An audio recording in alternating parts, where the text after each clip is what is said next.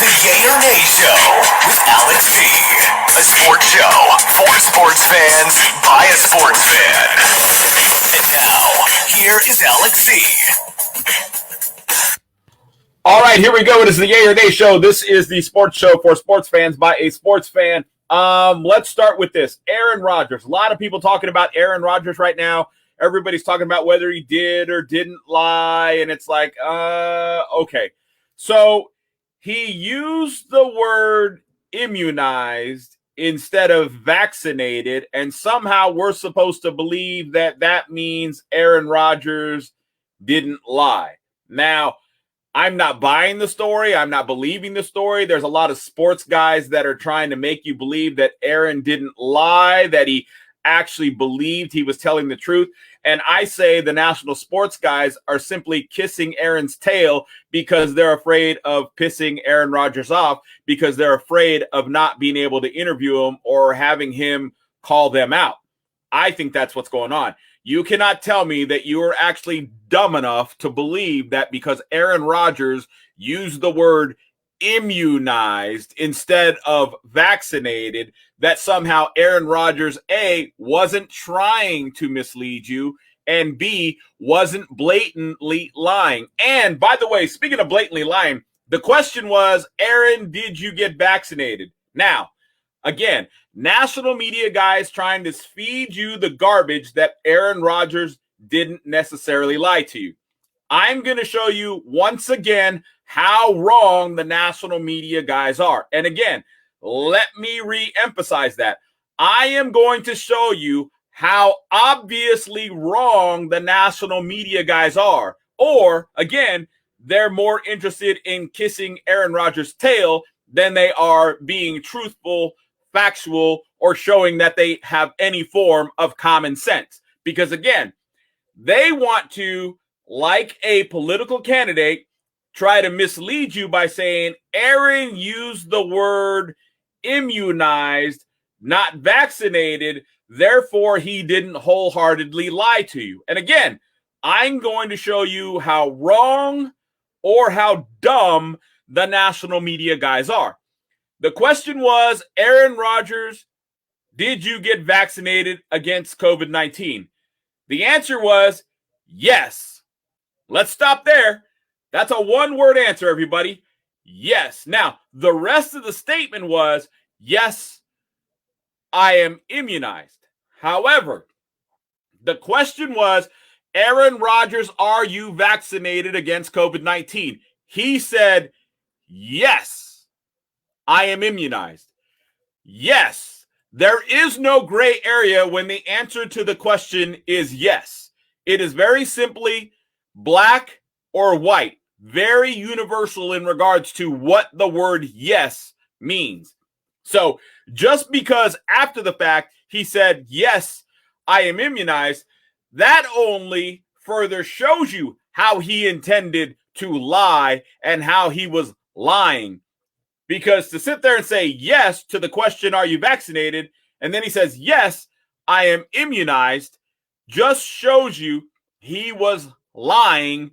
And if I want to play devil's advocate, if nothing else, he was at least trying to mislead you by saying, yes, I am immunized. But the bottom line is, it was a blatant lie. Because again, if you're not vaccinated by one of the government FDA-sanctioned immunization, what's the word I'm looking for? If you are not immunized by one of the government-sanctioned vaccines, then you obviously are not vaccinated. And since the national media guys want to tell you how intelligent Aaron Rodgers is, then if, and the key word is if Aaron Rodgers is as intelligent as the national media wants you to believe, then he would know that if you are not vaccinated by one of the government FDA-sanctioned vaccines, then you did not get vaccinated or immunized. Because realistically, vaccinated and immunized are one and the same, folks. It's one and the same. So he blatantly lied, and the national media guys are trying to give him a pass because they want to kiss his butt for whatever the reason is. But it's obvious he lied. And again, as I always say, if Aaron Rodgers were looking me eye to eye, face to face, man to man, I would tell him you are a blatant liar. You are full of doo-doo. You are not telling the truth in any way, shape, or form.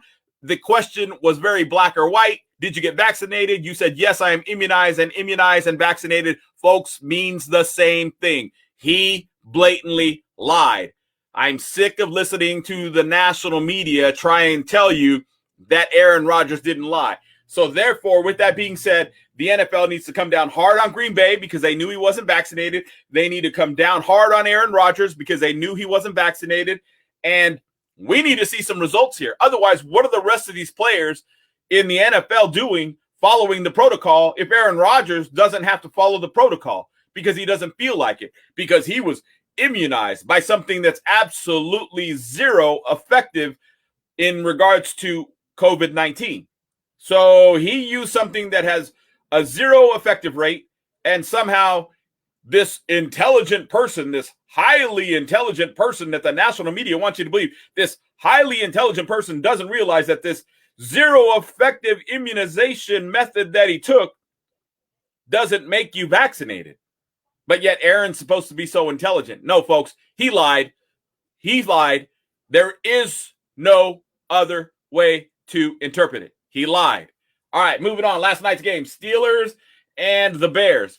All right, so the Steelers and the Bears, that game was interesting. It was a lot better than I thought it was going to be. It was a lot more high scoring than I thought it was going to be. I thought it was going to be one-sided, Steelers over the Bears. Bears aren't very good. Justin Fields hasn't shown me anything to make me say I'm impressed at all. And looking at last night's game, look, I still am not impressed with Justin Fields. He's a runner, and defenses have hard times defending against running quarterbacks. And that's really all he is, and that's all he was. Yeah, he threw for more yards than he's ever thrown for before, but what was it? And I'm guessing here because I don't remember exactly. 215 yards? It's not a lot. It's not very good. That's below average, so it's nothing to write home about. I did not see anything out of the Bears that was special. I did not see anything out of Justin Fields that was special. I also did not see anything out of the Pittsburgh Steelers that was special. They should have blown the Bears out. If the Bears are as bad as everybody says, and the Steelers are an up-and-coming team like the national media wants you to believe, that they're figuring it out, that Tomlin's figuring it out, that they're putting it together, that Ben Roethlisberger is now healed and he's ready and he's good to go. If that were really the case and that defense were as good as everybody says in regards to the Pittsburgh Steelers defense, then Chicago wouldn't have been able to make this a last-second missed field goal victory for the Steelers. So I'm not impressed. It's still two below-average teams, and the best of the below-average teams won, and even that could have flipped the other way. Had there been 8 more yards on that kick at the end of the game, we'd be talking about a Bears victory right now. So I'm not impressed by the Pittsburgh Steelers in any way, shape, or form, and I'm not impressed by Chicago. But again, it was two a little below average teams going at it, so it was competitive because they were two evenly matched, again, below average teams, and Pittsburgh won, but they very easily could have lost. Again, if there was 8 more yards on that kick, we'd be talking about a Bears victory right now. So I don't know. Pittsburgh to me is still a mystery. I still don't think they're all that. Even at the beginning of the year when I did my projections, I don't think I picked them to win very many games. I think I had them like maybe 8 or 9 wins. But again, at the end of the year, we'll go over, what my thoughts were for everybody's win projection, and we'll see how close I was in regards to those projections. But I just did not, again, see anything from either team that made me say, wow. I didn't see anything out of Justin Fields that made me say, wow. There wasn't anything that impressive at all. Some of the talk going on right now is, again, they're still talking about Odell Beckham, and everybody's still trying to tell you and convince you that, Cleveland is so much better without Odell Beckham. Again, you were only targeting him one time a game. If you're only targeting a receiver one time a game, not having him on the field doesn't make a big difference. Again, Cleveland went against Cincinnati. Cincinnati just got beat up by the New York Jets. And let me say that one more time. They got beat up by the New York Jets. So really, Cincinnati losing to Cleveland and that somehow is a redemption game for Cleveland.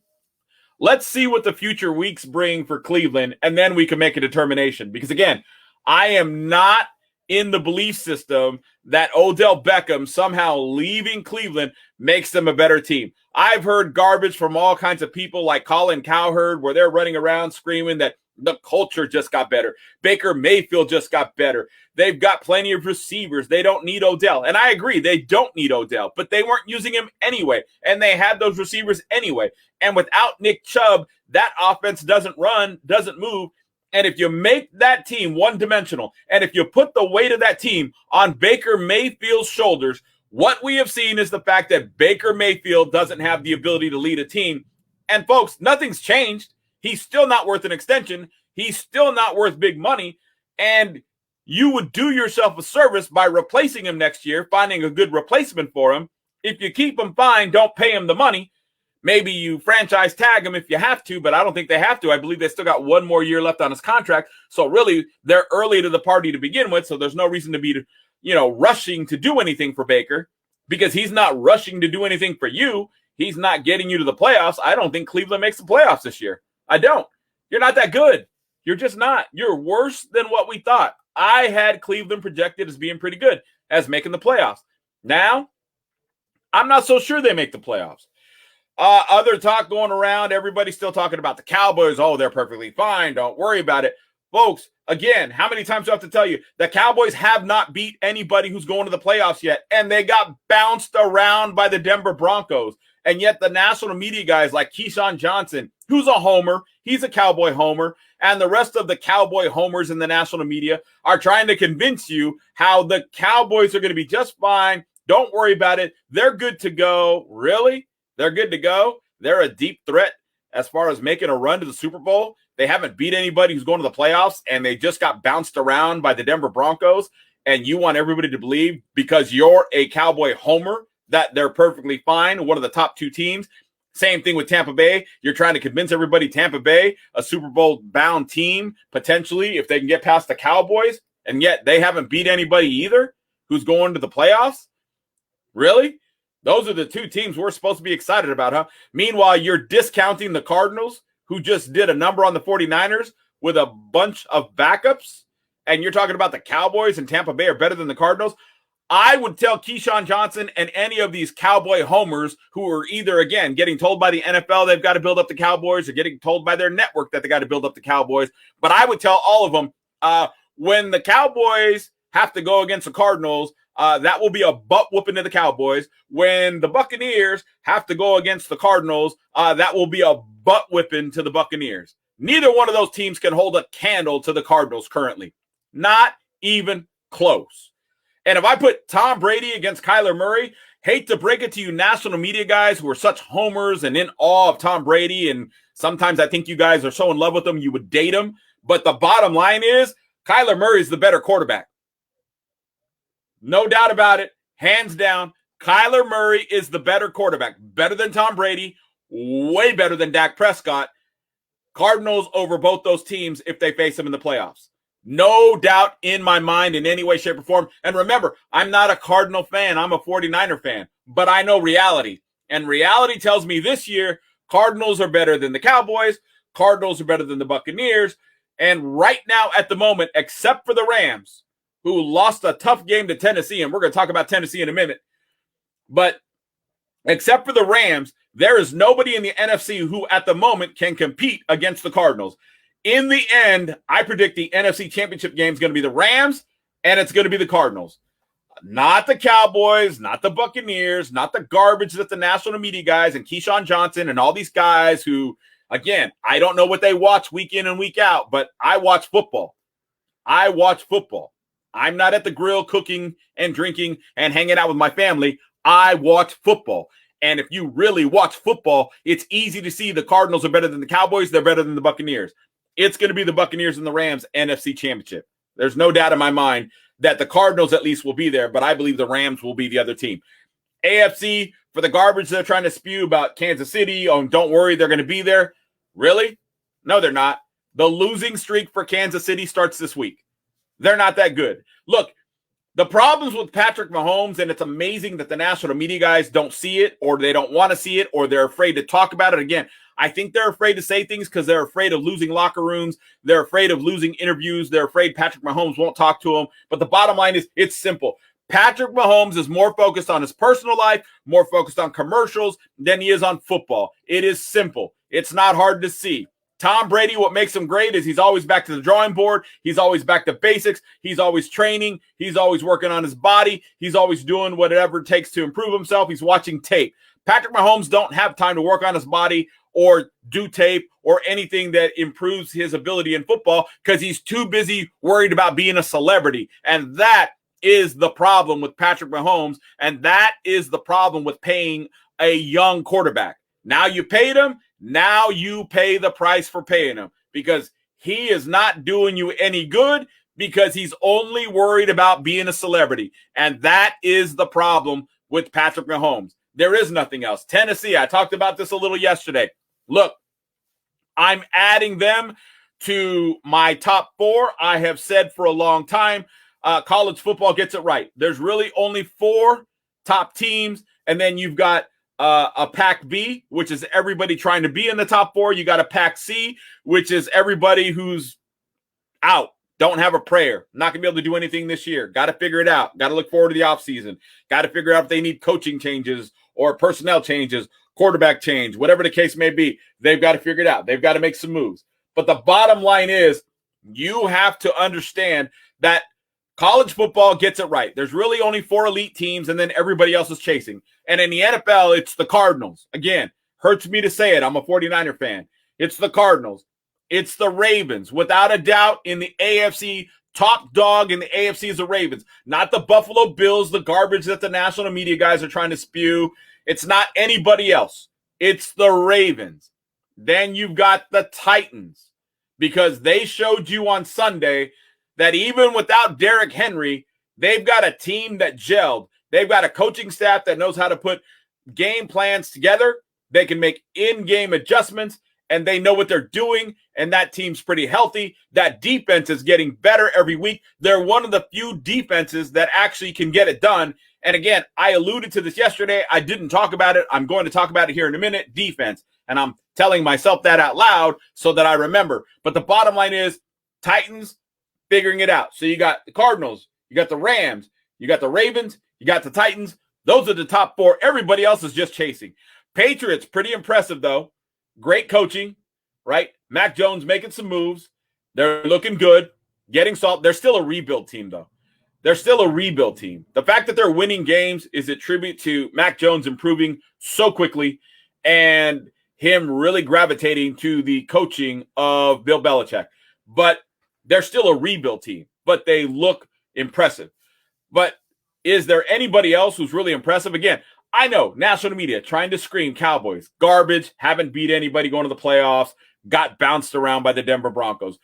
The Buccaneers, give me a break. Come on. They weren't even the best last year. So, again, Cardinals, Rams, Titans, Ravens, those are the top 4. Everybody else is just dreaming of being in that top 4. It's real simple. Defense. This is what I was alluding to yesterday. Look, I've heard a lot of national media guys starting with the offseason, going into the training camps and the mini camps, and then, of course, the beginning of the season. And they've been talking about defense and all these teams that have great defenses. You know, the Washington football team was going to have the best defense in the NFL. The Tennessee Titans were going to be one of the top 5. And then you had the Buffalo Bills, which were going to be arguably the second best defense. And the list goes on. Oh, the Cowboys, how their defense is so great. Really? Have you seen how many points everybody scores on them at will? Did you see what happened when they went up against the Denver Broncos? That great, awesome, alleged Dallas Cowboy looked like cheerleaders, not defense, that was on the field because the Broncos ran right through them like nothing. So don't tell me how great that Cowboy defense is. But here's the thing. Don't tell me how great any defense is, okay? And the reason why I'm saying don't tell me how great any defense is because if you look at the scores of all these games, they're all pretty high scoring. And when they're not, they're either bottom of the barrel teams that don't have offenses that are effective and they're playing each other, or you got situations where the teams themselves stop themselves from scoring, like San Francisco against the Cardinals, basically shot themselves in the foot, loose and fancy free with the ball. Ball comes popping out, not because they were out physical, but because they were loose and fancy free and sloppy with the football, and it came popping out. And a lot of teams have the problem where you've got bad coaching and they're not teaching these guys and they're not reminding these guys to tuck that ball in and put two arms around it and secure the football, and to always remember to secure the football no matter where you are on the football field. But you don't have that going on. You got a bunch of bad coaching.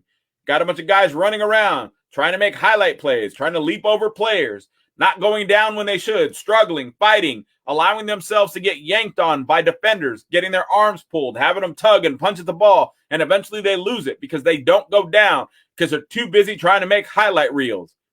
They need to focus. They need discipline. They need real coaching. Doesn't seem to be a lot of that in the NFL these days. And there seems to be a lot of players running around trying to do their own thing, trying to raise their own value by, again, making highlight reels. That's the problem. That's what's wrong. That's what's going wrong. 49ers have that problem. That's why Kyle Shanahan needs to get fired.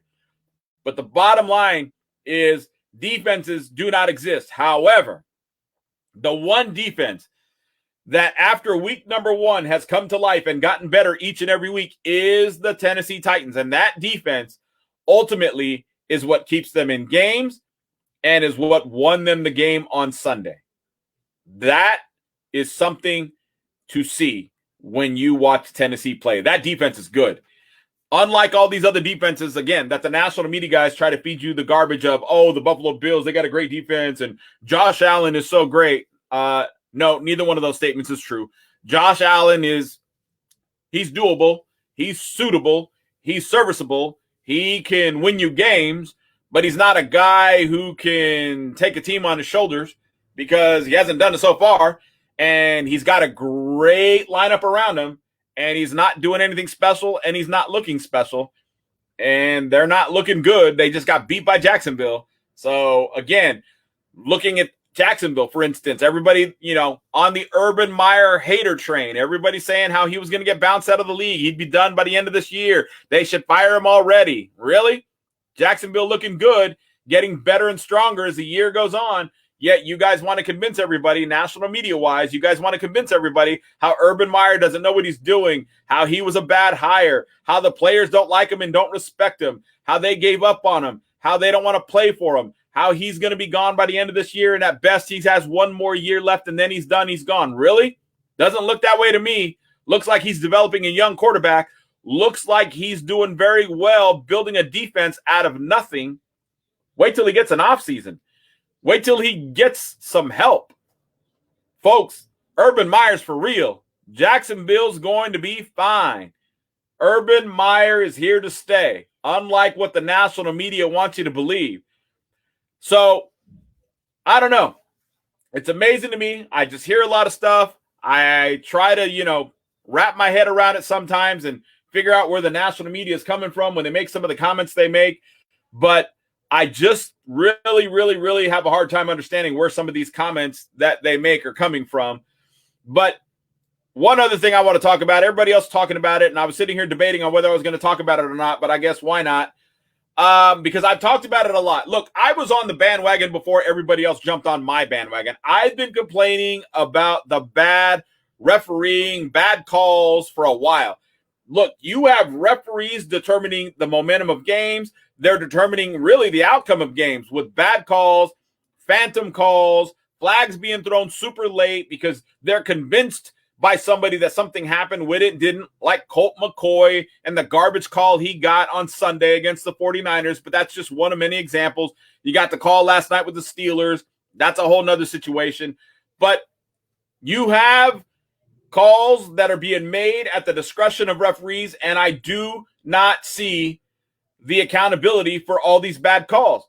These guys continue to make bad call after bad call, and sometimes the way some of these calls go, look, I understand why certain people say sports is fixed because you have one-sided officiating, and you obviously had that pretty much. If you looked at last night's game, you pretty much had that last night.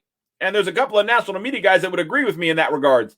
So I've seen it a bunch of times in a lot of different games. I'm not going to name all the games I've seen it in, but I've seen that a bunch of times in a lot of different games.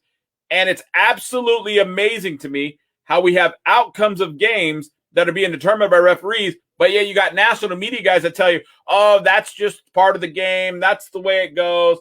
That just shows you how people like Colin Cowherd and Joy Taylor and all these people, that just shows you how they're not really fans. Because if you're not getting frustrated by the bad calls, if you're not getting upset by watching your favorite teams lose because the referees determine who has the momentum, because the referees determine whether a drive is extended or not. Have you guys ever noticed that the biggest penalties always come when it's fourth down? And all of a sudden, that's when the biggest penalties come and drives get extended. Am I the only one that notices this pattern that most penalties come, the big ones, are when it's going to change hands in regards to possession, and then all of a sudden possessions are extended, and now you have teams that drive all the way and score based on these bad flags that are being thrown because momentum is now swung in your direction after a defense has worked and done everything they're supposed to stop you, and then you have phantom calls and drives are being extended, and then you have stupid calls that are made, pass interference, when allegedly what the interference was didn't even have anything to do with the play because the ball was overthrown so high the offensive player didn't even have a chance to make the catch anyway. But yet you got people, again, like Colin Cowherd and Joy Taylor, who sit there and tell you, oh, you know, you people on Twitter, you're just a bunch of crybabies. You guys just whine and cry all the time, and you guys just want to complain about it. No, we're actual fans, all right? We're not just happy that we make millions of dollars being on TV. We're actually fans. We actually care about what happens in a football game, unlike you, because you people don't care. All you're worried about is making money and going and hanging out in Hollywood and living on your little beach houses and taking your little vacations. That's all you're worried about. That's all that matters to you. Joy Taylor goes on vacations like every other weekend, right? So obviously you're not a football fan. You're not worried about it. You're not telling me that while you're on vacations on a weekend that you're sitting there watching all these football games, because no, you're not. No, you're not. Fact, not fiction. No, you're not. So look, real fans get upset because we see what's real, and we get upset because those types of things make us mad when we watch egregious calls get made that are phantom calls. Now, granted, yes, there are times where fans get mad about calls that are legitimate. Absolutely. That part is true as well. However, there are also a lot of times that even though they are legitimate calls, you can watch a game, and I've watched several, where I've watched a certain team, and this certain team gets all the penalties called against them. Granted, most of the calls in a particular game are legitimate. However, the rule of thumb has always been what? The rule of thumb has always been, a referee can't see everything, so they're not going to get every call. Yet, there are a lot of games where they seem to get every call against one team, but on the other team, they miss a lot of the calls. That would maybe change the momentum back or at least even the playing field out. But instead, miraculously, they miss all the calls on one team while they catch every single call on the other. And then while the commentators are sitting there saying, well, yeah, that was a hold. Okay, again, true. But the rule of thumb is you can't see everything. But yet somehow against one team, they do call everything. And against the other team who does the exact same things, they miss almost everything. There's a lot of one-sided officiating again. And so I understand when I hear people say Vegas must have their hand in this because it's amazing how that happens so much. I understand. I'm not saying that's the case, but I do understand where people can get that idea from. Because again, it is kind of hard to fathom when you watch games and you've got every call, even if they're legitimate, going against one team, but the other team, they miss all the calls. Home teams get too much of an advantage in officiating as well. That's another, seems to be unspoken rule. That's garbage that needs to go away. Home field advantage is supposed to be about the fans and the crowd, not about the referees making calls for you and not against you. That needs to stop if that is an unspoken rule, because that garbage is also giving a lot of victories to teams that really shouldn't be getting the victories. Again, Steelers game last night, perfect example. People can say, and I heard somebody try to say today that, oh, well, you know, that bad call, it didn't affect the outcome of the game. Actually, yes, it did. It extended the drive for the Steelers, and they went down and scored.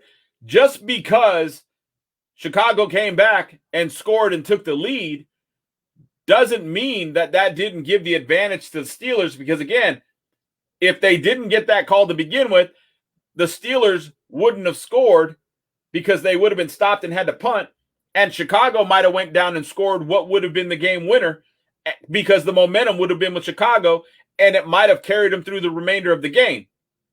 So you can't say that it was not a momentum changer and possibly a game-winning call for the Steelers. You can't say that and be 100% true and accurate, because you don't know, because the Steelers scored. Had they not scored, Chicago could have done a lot of things. They could have just worked on the clock. They could have ran the clock down and eventually went and scored, again, what would have been a game-clinching field goal, and then forced the Steelers to try and come back with 2-minute drills. That may or may not have worked. There's a lot of things that would have transpired differently. So you cannot say that game didn't change or determine the outcome. There are too many flags that determine the outcome, and the NFL has to figure it out. They've got to make refs held accountable, and they've got to do it fast, because it's one of the things that's hurting the game, and it's hurting it badly. Again, too many times we're watching teams lose games because of the bad calls. And again, and it's making a lot of people, and keep in mind, I do rideshare. I drive a lot of people around every day, and I hear this from a lot of people because I always bring up sports. I talk sports. Heck, I tell everybody that I'm driving that I got a podcast. So I listen to people all the time say, well, it seems like it's rigged because it's always in favor of this team or that team. And then they name specific teams that they think are always the ones to get the calls. And then you see one team and they're winning, and then it looks like they're going to win, and all of a sudden all these calls go against them, and now all of a sudden they're losing again. So again, everybody recognizes this is a problem. Everybody sees it. So for national media people to say that, oh, well, that's just part of the game and it doesn't determine outcomes, yes, it does. If it extends drives and scores points, it's determining outcomes. If you're not intelligent enough as a national media guy to understand that, I'm sorry, but if it extends drives and it adds points to the board, it does determine outcomes. It does help determine outcomes. I'll play devil's advocate. It does at least help determine outcomes, if not actually determine the outcome. So for you national media people to try and say that fans are just whining about nothing, again, that just shows because you're disconnected and you don't really care about the outcomes of games. Why? Because you're only worried about making money and hanging out with your Hollywood friends. That's it. All right, you guys have a great day. We got a lot of stuff we'll go over tomorrow, including some more answers to some yay or nay questions. I was going to run through some of those today, but I did not have enough time. I will start off tomorrow's show with some answers to some yay or nay questions. I'm going to pop up some new ones, by the way, so go to the Twitter page at Yay or Nay Podcast, the address of the Twitter page, answer some of those questions. Join us, like us, download us. We appreciate you. You have a great day.